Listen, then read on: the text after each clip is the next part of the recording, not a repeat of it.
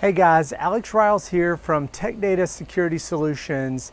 Just the other day, I was talking to a family member who was shocked when they called me and said, I've been hacked. I have malware on my laptop and I can't get my head around how I could possibly be a target. And it got me thinking, I think there's a lot of things we tend to believe about cybersecurity that aren't exactly true or accurate.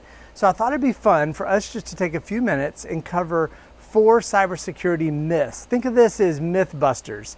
If it goes well, maybe I'll do another video with a couple more next week. So the first myth I'd like to bust and talk about is that a strong password is enough to keep out the hackers. Now, I'm first to admit that a strong password is a great idea.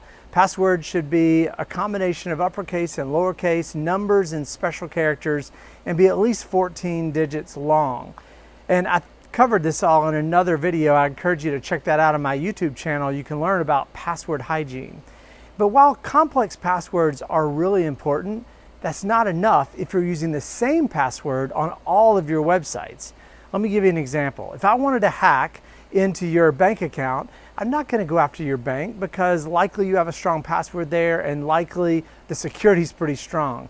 But if I can find an online e-tailer where you bought those latest pair of shoes and compromise their database and get access to your password, if you're using the same complex big password at your online shoe company site as you are at a bank or PayPal or Amazon, then I'm still in, right? So while complex passwords are super important, it's equally important that you use different complex passwords at every one of your critical websites. How in the world would you maintain and manage all those passwords? That's easy. Use a password manager. LastPass, Passlane, Password Keeper. There's so many options right now for password managers, and they will auto plug in your passwords into your websites with a browser plugin or on your phone. I use LastPass and I have over 500 username and password combinations in there, so I don't have to remember the password to any of them. It's great. Now, the second myth I'd like to bust is that only important and influential people are targets of hackers. Now, this gets back to my family member who reached out and were just flabbergasted that they could possibly be a target. And what I had to explain is that while it's true that some people are specific targets, we call that spear phishing, where attackers will attack a certain group of people, or we call it whaling attacks, where an attacker would do reconnaissance against an executive at a company, learn about them and how they operate, and then attack them specifically with some sort of infiltration that they would likely fall for. While that's true, the majority of attacks by far are automated bots. In other words, people write programs that will scan ports on computers and just look for the most vulnerable among us. They will send massive email campaigns out to lots and lots of people to see who responds to that email and clicks that link they shouldn't have. In fact, some people write programs and kick them off in the morning just to run scans of the internet during the day while they're at work. They might even be sitting right next to you at work. And then when they get home that night, they see what they caught in the net and then spend a couple of hours zeroing in on vulnerable targets. It's not personal, it's just a business, right? The third myth I'd like to bust is that if you use a cloud service like AWS or Azure or Google, that your data and your network will be safe.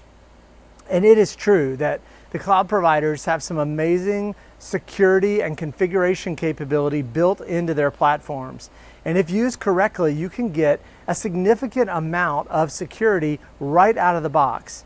But the truth is, if I had a penny for every time I read an article about a company that was breached because they misconfigured or didn't set permissions right on their Amazon S3 storage, I'd be a rich man. The truth is, just like in an on-premise network, your cloud network has to be secured as well. You need to be careful about your configuration of the cloud. You need to make sure it's patched. And most importantly, oftentimes you need to add third-party solutions like a third-party firewall or web application firewall or third-party cloud access security broker capability to broker that data as it travels from your on-premise network to your cloud network. The summary is, don't treat your cloud networking environment any different than you would your on-premise. If you're having to buy a checkpoint firewall for your on-site network, maybe you need a checkpoint firewall also in your cloud. Now, the fourth And the last security myth I want to bust today is that cybersecurity is someone else's job and doesn't relate to me or my employees. And the truth is that couldn't be further from the truth. I admit that it's IT's job to make sure that a company is secure, that they buy firewalls and have email security and have all the things you would expect a corporate IT to do. But the buck can't stop there. It is the responsibility of every employee in order to enforce the security policies that have been set out by IT, but also to use good common sense. When you get your emails, don't just click any link. Think about the link. Think about the context of the email. Does this make sense? Does this request of me normally happen? Clicking links in email can be super dangerous, especially if you don't have email security baked into your network. Thinking about your home network is now we're all working from home. Your company probably gave you a corporate laptop. It probably has endpoint security. It has VPN clients. It has all the things needed to keep you reasonably safe. But are you using it when you get home? Are you using your personal laptop that doesn't have a VPN client on it? Are you using a personal laptop that has minimal, no, or very outdated endpoint security installed on it? Companies and IT are supposed to give us policy and direction and resources, but it is up to employees to follow it and to use good common sense.